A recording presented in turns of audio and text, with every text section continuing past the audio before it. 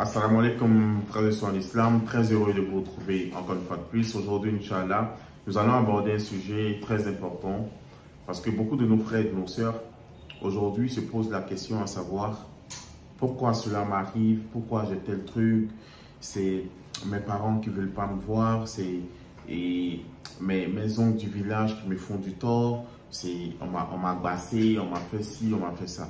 Subhanallah. Il faut savoir une chose. Allah dans le Coran, il nous dit, nul malheur n'atteint l'homme sans la permission d'Allah. Nul malheur n'atteint l'homme sans la permission d'Allah. Et il dit, personne ne peut mourir sans la permission d'Allah. Donc, ceux qui disent non, c'est telle personne qui l'a tué, ils l'ont tué en sorcellerie. C'est Allah qui a décidé que la personne meurt. Comment la personne est morte, ça c'est autre chose. Mais personne ne peut mourir sans la permission d'Allah.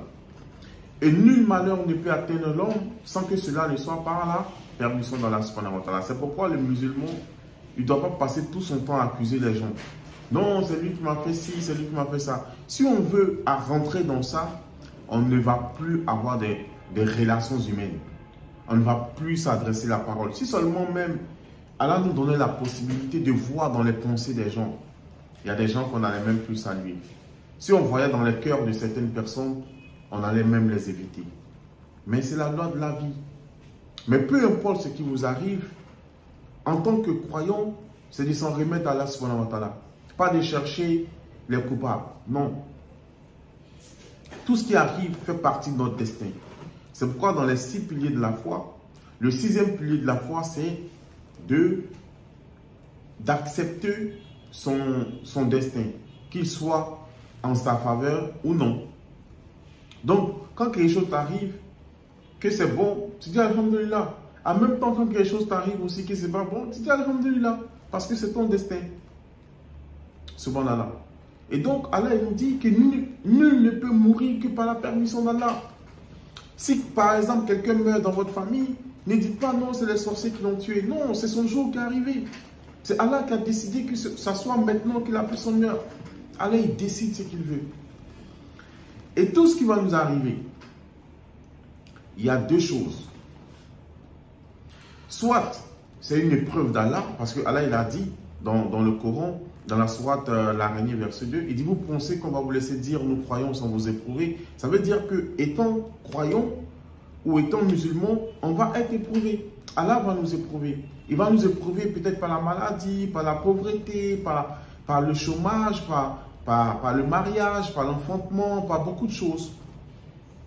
Voilà, pour voir si réellement nous sommes des croyants. Et ça, c'est la première chose. La deuxième chose, c'est la conséquence de nos œuvres. Subhanallah. C'est pourquoi Allah, dans le Coran, il dit tout bien qui vous atteint, tout bonheur qui vous arrive vient d'Allah. Mais tout malheur qui vous atteint est la conséquence de vos œuvres. Subhanallah. On vous dit par exemple que la cigarette est interdite. Mais si tu fumes, que tu as un cancer de poumon, c'est la conséquence de ce que tu as fait. C'est la conséquence du fait que tu as fumé la cigarette. Subhanallah. Et donc ça, c'est le deuxième cas. Et c'est comme ça qu'on doit voir les choses. Lorsque un malheur arrive, déjà tu te dis, c'est parce que Allah a permis que cela arrive. Et après, tu t'assois et tu réfléchis. Qu'est-ce que j'ai bien pu poser comme action pour mériter ce qui est arrivé?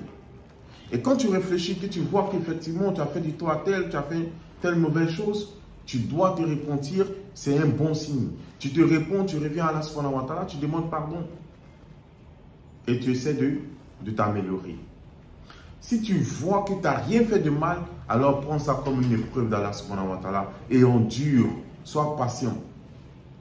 Subhanallah. Donc le musulman doit être dans cette logique-là. Pas toujours en train d'indexer les gens. Ah, c'est à cause de lui là, je ne gagne pas de travail. C'est à cause de lui là, je n'arrive pas à me marier. C'est à cause de lui là, je ne gagne pas enfant. Lorsqu'on est dans ce genre de pensée-là, on va forcément détester les gens pour rien. Peut-être que les personnes qu'on accuse n'ont rien à voir même avec notre situation. Et là, on gagne encore des péchés.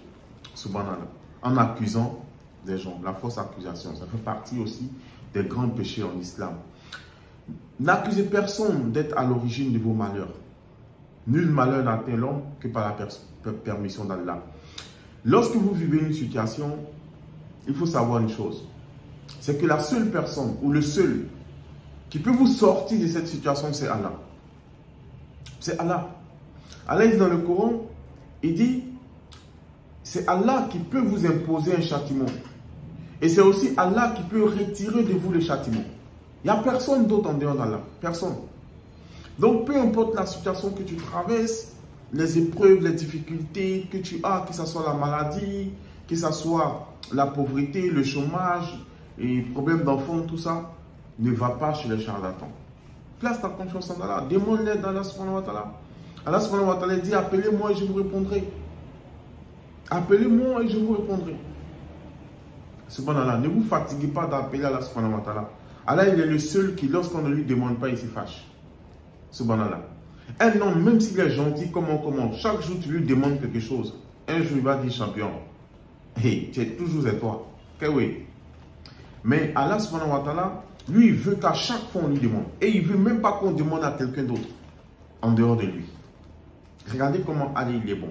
Donc quand l'homme ne demande pas à Allah subhanahu wa ta'ala, Allah il se fâche contre lui. Subhanallah. Donc mes frères et sœurs en islam, si on a besoin d'aide, cherchons l'aide auprès d'Allah. Si on a besoin de la santé, cherchons la santé auprès d'Allah. Si on a besoin de la richesse, cherchons la richesse auprès d'Allah. Si on a besoin du bonheur, cherchons-le auprès d'Allah. Peu importe ce dont on a besoin, on doit le chercher auprès d'Allah subhanahu wa ta'ala. Et on doit être convaincu que personne ne peut rien nous faire en dehors de ce que Allah a déjà prescrit pour nous.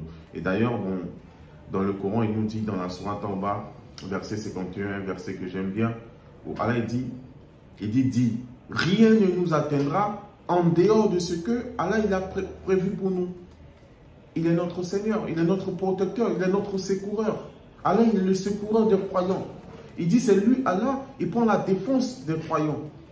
Subhanallah. Si Allah prend ta défense, tu as peur de quoi? Qu'est-ce que tu crains? Et Allah, il nous dit encore dans le Coran, dans la sourate 3, verset 139, il dit, ne vous inquiétez pas, ne vous attristez pas, ne vous affligez pas, vous les musulmans. Il dit, vous aurez la victoire sur vos adversaires, vous aurez la victoire sur vos ennemis, si vous êtes de bons croyants. La condition ici que Allah nous pose pour qu'on ait la victoire sur nos ennemis, c'est qu'on soit de bons croyants. C'est tout. Allah ne nous demande rien. Il ne nous demande même pas d'aller tuer un mouton quelque part, d'aller immoler un bœuf quelque part. Non. La seule chose qu'il nous demande, c'est d'être de bons croyants. Donc, pour avoir la victoire, sois un bon croyant. Pour réussir, sois un bon croyant. Pour vaincre tes adversaires, sois un bon croyant. Subhanallah. Qu'Allah subhanahu wa ta'ala fasse de nous des bons croyants, qui nous guide sans cesse sur le droit chemin, qui fasse de nous des musulmans pieux et sincères, qui nous donne la force de continuer à le prier, à l'adorer de jour comme de nuit, durant toutes nos vies jusqu'au jour de la révision. J'ai été très heureux d'être en votre compagnie. J'espère très prochainement vous retrouver, Inch'Allah. Assalamu alaikum.